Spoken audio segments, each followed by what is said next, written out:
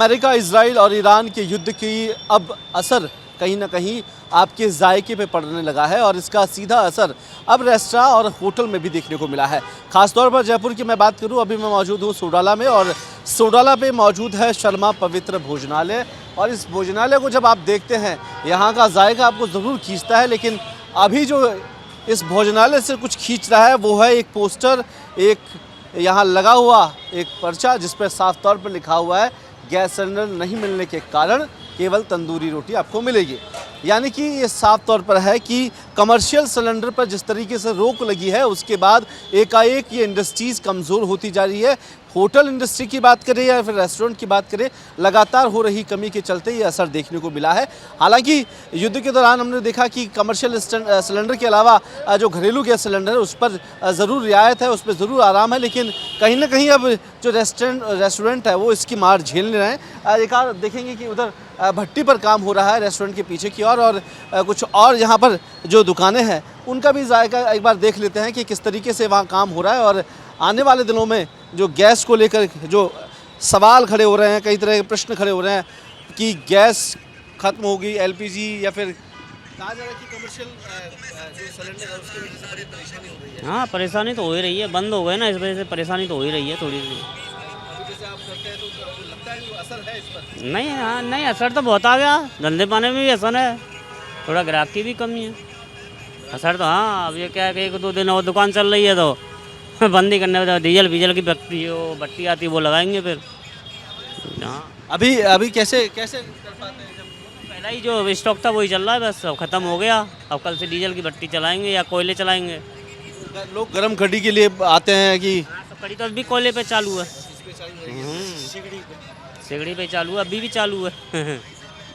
तो देखिए बड़ा रोचक है कि अब आपको गरम खाना खाने के लिए आपको सिगड़ी पर खाने का इंतज़ार करना पड़ेगा। और ख़ासतौर पर जब आप रेस्टोरेंट की तस्वीर देखते हैं तो थोड़ी जल्दबाजी होती है लोगों को खाने के लिए, और वो इंतज़ार कहीं ना कहीं महसूस करना पड़ेगा। एक जो इस रेस्टोरेंट के ऑनर है उनसे बात कर लेते हैं, आखिरकार इस पर्चे की बड़ी वजह क्या है? चीज़ है कि जब मैं किस को मना करूँगा, भाई तवा रोटी नहीं है, कब तक मना करूँगा।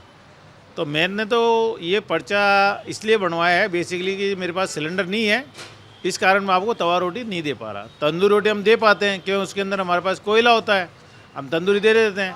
और भट्टी का भी मेरे पास जुगाड़ नहीं था तो मैंने भट्टी तो कोयला भट्टी लगा ली, इसलिए मैं बेसिकली पूर्ति कर देता हूँ। जिस चीज़ की मैं पूर्ति नहीं कर पा रहा हूँ वो मैं कैसे दे पाऊँगा।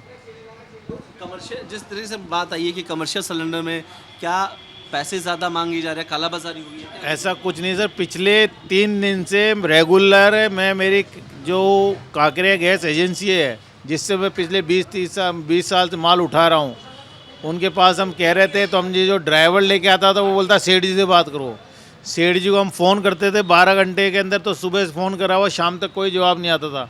फिर एक दिन सेठ जी को फ़ोन करा, सेठ जी ने बुलाओ, आते आओ बैठो चाय पीते हैं। वहाँ गया तो सेठ जी ने बोला भाई शर्मा जी सिलेंडर नहीं दे सकता, मेरे पास माल नहीं है। तो मैं क्या करता, या तो शटर डाउन करूं। मैं सेठ जी बोला सर मैं शटर डाउन कर देता हूं और क्या करूं, जो मेरे पास खाली सिलेंडर पड़े उनका पैसे दे दो और क्या करें, काम व्यापार बंद करें। ये रीज़न था इसके पीछे। असर पड़ता है क्योंकि जल्दबाजी वाला दौर है, लोगों को सब चीज़ें जल्दी परोसी जानी चाहिए। ये बात तो आप सही कह रहे हैं कि पहले में और अब में बड़ा अंतर हो गया। पहले क्या था, पब्लिक इंतज़ार कर लेती थी, अब इंतज़ार नहीं कर पाती। आजकल हर चीज़ को जैसे कोई एटीएम से पैसा निकालता है वैसे ही खाना चाहिए, तो इस चीज़ में तो बड़ा फ़र्क पड़ा। लेकिन ग्राहक कोऑपरेट कर रहा है, उनको पता भाई वाकई में शॉर्टेज चल रही है और सिलेंडर की अवेलेबिलिटी नहीं है, तो इंतज़ार कर लेते हैं। जायका भी बढ़ता होगा क्योंकि धीरे धीरे खाना पक रहा है। तो सर जायका तो देखो नेचुरल बात है, आप कोई भी चीज़ में अंतर तो मिलेगा ही मिलेगा आपको। आप इलेक्ट्रिक में बनाओगे, एक गैस में बनाओगे, एक भट्टी बनाओगे, तीनों में अंतर तो मिलेगा ही मिलेगा। घरेलू गैस सिलेंडर की कैसी स्थिति, क्योंकि कई तरह की भ्रांतियाँ फैली हुई है कि एलपीजी खत्म है, पेट्रोल खत्म होने वाला है। देखो सर, ख़त्म तो शॉर्टेज तो हुई है, ये बात तो सबको, आपको भी पता है, मेरे को पता है। अब किसी की ज़्यादा है, किसी की कम है, अंतर इतना है। तो शॉर्टेज का एलपीजी का तो वो पूर्ति कर रहे हैं। एलपीजी की डोमेस्टिक पूर्ति के लिए ही इन्होंने कॉमर्शियल पे बैन लगाया है। बैन इन द सेंस नहीं दे रहे, आज इनको परमिशन मिली हॉस्पिटल के लिए और स्कूल के लिए। जो हॉस्टल वगैरह होते हैं वो कहाँ जाएंगे।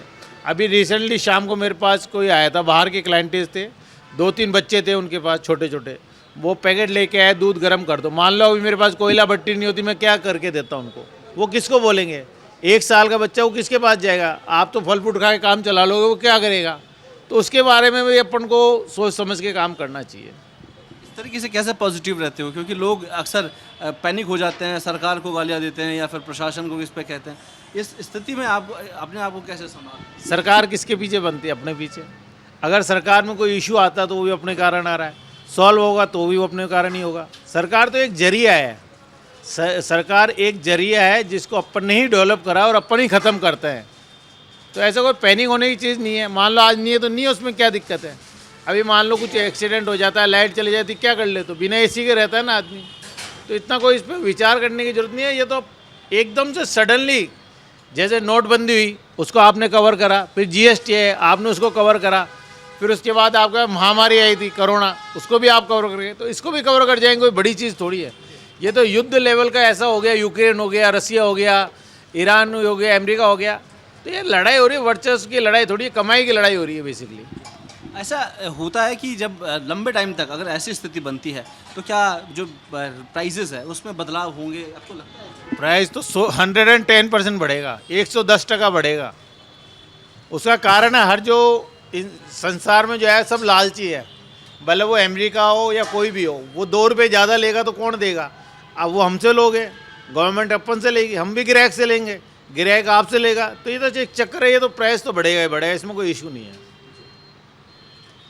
शर्मा जी से जिस तरीके से हमने जाना कि किस तरीके से जो हालात है उन हालातों में भी आप कहीं ना कहीं ज़रिया ढूंढ पाते हैं, और वो ज़रिया आपके सामने है कि किस तरीके से भट्टी पर धीमे आंच पर हो या तेज़ आंच हो उस पर खाना पकाया जा रहा है और वो लोगों के लिए परोसने का काम किया जा रहा है। हालांकि हल्का हल्का असर ज़रूर है, थोड़ा असर ख़ास तौर पर इसको देखने को ज़रूर मिलेगा, लेकिन इसका सुधार, इस पर बदलाव की सुबुगाहट हो सकती है अगर इस युद्ध के दौरान युद्ध विराम की स्थिति बन पाती है तो कहीं ना कहीं एक पॉजिटिव मैसेज यहाँ पर जाएगा। लेकिन जो परेशानी है, जो शॉर्टेज है, वो सबके सामने है। अक्सर हमने देखा कि जब लंबी लड़ाइयाँ जब लड़ी जाती है तो उसमें कई तरह के का आर्थिक और भौगोलिक दृष्टिकोण से नुकसान होता है, जिसको लेकर अमेरिका, इजराइल या फिर ईरान इस चीज़ को साफ तौर पर भुगतने को तैयार हो रहा है। और यही वजह है कि भारतीय जो ग्राहक है या फिर भारत के लोग हैं वो इस चीज़ से परिपूर्ण अवगत है और यही कोशिश की जा रही है कि किसी तरह की कोई परेशानी ना हो। आम लोगों से भी अपील की जा रही है कि किसी भ्रामक खबरों में ना पड़े और जल्द ही इस चीज़ का समाधान सरकार की ओर से किया जाएगा। कैमरा पर्सन नरेश के साथ कुलदीप, रिपोर्ट भारत, जयपुर।